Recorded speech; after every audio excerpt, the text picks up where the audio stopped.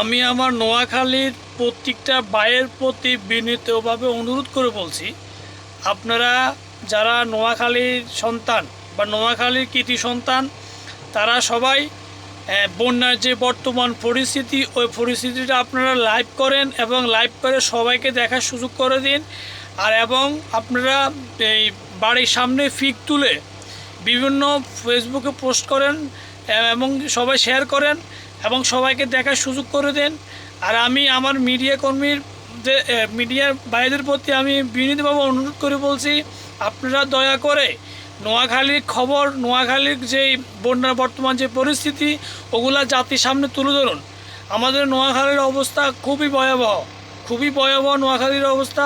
সবাইকে আমি আহ্বান করে বলতেছি, আপনারা নোয়াখালীর মানুষকে সহযোগিতা করুন, নোয়াখালীর মানুষের পাশে এসে দাঁড়ান। আমি আপনাদের সবাইকে আহ্বান করে বলছি।